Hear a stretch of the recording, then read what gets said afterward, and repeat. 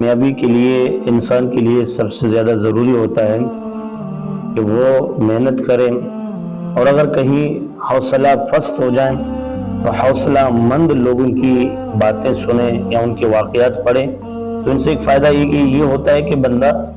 جو ہے نا مضبوط ہوتا ہے، اور پھر بندہ اور ہمت کر کے آگے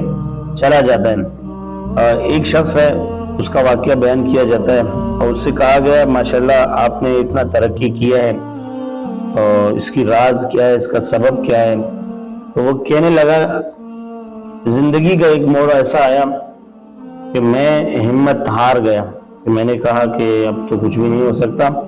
میں نہیں کر پاؤں گا، جس منزل کی طرف میں جا رہا ہوں وہ منزل میں طے نہیں کر پاؤں گا، مجھ سے یہ کام نہیں ہو سکے گا۔ لیکن وہ اسی حال میں کہتا ہے میں بازار کی طرف گیا، تو جاتے جاتے میں نے اپنے بچپن میں ایک ایسے شخص کو جانتا تھا جو رشکہ چلایا کرتا تھا۔ جب میں بازار میں گھوم رہا تھا تو میرا نظر اس پہ پڑا، وہ آج بھی رکشہ چلا رہا تھا، حالانکہ کئی سال بعد جب بچپن تھا، ابھی میں تو جوان بھی ہو گیا ہوں۔ اسی طریقے سے مجھے کام کے لیے کہیں جانا پڑا تو کسی نے کسی شخص کے بارے میں بتایا، میں اس کے آفس گیا، اس سے ملاقات کیا۔ جب میں نے ملاقات کیا تو مجھے لگا کہ یار یہ جو باس ہیں، جو سر ہیں، اس کو میں نے کبھی دیکھا ہے،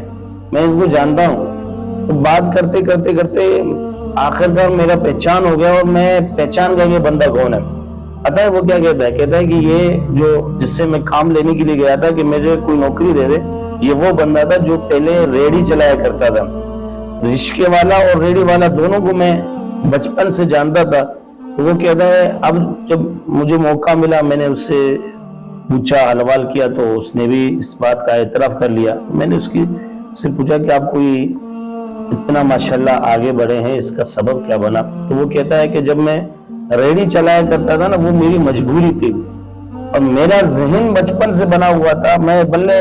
ریڑھی پہ تھا، اور بلے میرا 100 روپے 500 روپے 50 روپے دیہڑی بن جاتا تھا، لیکن میرا ذہن یہ بنا تھا کہ مجھے کچھ کرنا ہے۔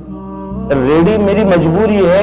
ریڑھی میری شوق نہیں ہے۔ میرا شوق یہ تھا کہ میں بھی دنیا کے اندر کچھ کر گزروں۔ اور اب میں نے دیکھا کہ زندگی کے اندر وہ لوگ کامیاب ہوتے ہیں جو اپنا ذہن بڑا رکھتے ہیں، جن کا ذہن چھوٹا ہوتا ہے نا، جو کہتے ہیں کہ ابھی جہاں سے 2000 آ رہے ہیں تو بس سے آ رہے ہیں، بس ختم، اب تو آگے نہیں بڑھ سکتے ہیں، اتنا ہی کافی نہیں ہے۔ وہ کہتا ہے کہ میرا ذہن بنا ہوا تھا کہ میں کچھ بننا چاہتا ہوں، یہ میری مجبوری ہے، اس سے کر کے میں نے آگے جانا ہے۔ تو وہ کہتا ہے کہ میں نے اپنی خواہشات ترک کر دیا، اور میں دن و رات محنت کرتا رہا۔ لوگ تو سمجھتے رہے کہ میں ریڑھی بڑے شوق سے چلا رہا ہوں، حالانکہ میرا شوق نہیں ہوتا، میرا مجبوری تھا۔ کرتے کرتے آخرکار اللہ تعالیٰ نے مجھے اس حد تک لایا کہ میں نے کچھ پیسے اکٹھے کیے اور رکشہ خرید لیا۔ رکشے کے بعد پھر اسی طریقے سے رکشہ بھی میرا منزل نہیں تھا، میرا منزل آگے تھا، میرا منزل آگے بڑھنا تھا، میرا منزل آگے کچھ بننا تھا، رکشے تک رکنا نہیں تھا۔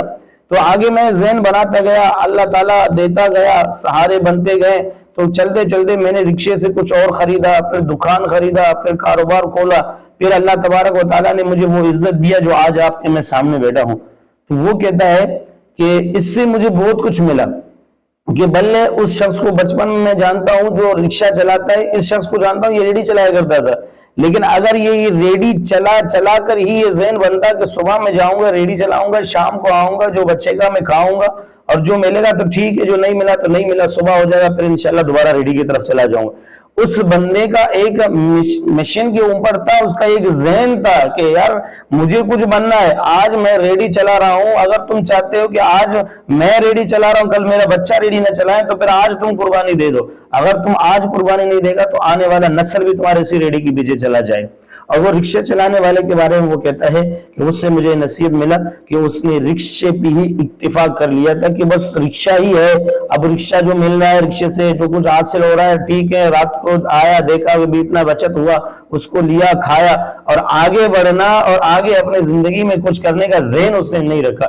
اسی طریقے سے ایک بڑا زبردست کوئی کہتا ہے، کہنے والا کہتا ہے کہ یاد رکھیے گا میری بات، اگر تم یہ چاہتے ہو نا کہ میرا منزل ستارے ہیں تو پھر تم ستاروں پر پہنچنا چاہ رہے ہیں تو پھر ستاروں کا ذہن نہ بناؤ، تم اپنا منزل چاند بناؤ کہ مجھے چاند پہ جانا ہے۔ جب تمہارا ذہن بن جائے گا نا مجھے چاند پہ جانا ہے، تو پھر اگر تم چاند پہ نہ بھی جا سکو تو کم از کم ستاروں تک تو پہنچ جاؤ گے۔ اب کچھ کرنے کے لیے کچھ کھولنا پڑتا ہے اور کچھ ذہن بنانا پڑتا ہے بندے کو، ایک محنت کرنا ہوتا ہے، وقت دینا ہوتا ہے، اللہ تعالیٰ کی بارگاہ میں دعا کرنا ہوتا ہے، پھر جا کر آگے بڑھنا ہوتا ہے۔ ہمارا مثال ایسا ہوتا ہے کہ بھئی جو مل رہا ہے تو ٹھیک ہے، جو نہیں ملا تو نہیں ملا۔ تو اس طریقے سے اس بندے نے کہا کہ اللہ تعالیٰ نے مجھے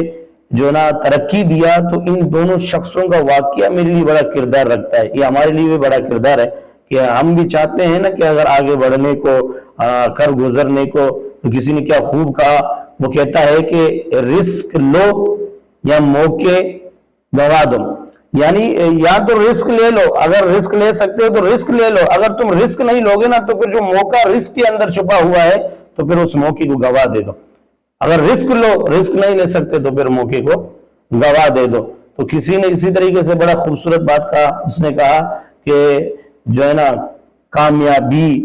انسان کی مشکلوں، مصیبتوں اور آزمائشوں میں چھپا ہے، اور جو لوگ مصیبتوں سے ڈرتے ہیں تو پھر ذلت و رسوائی ان کا سبب بنتا ہے، پھر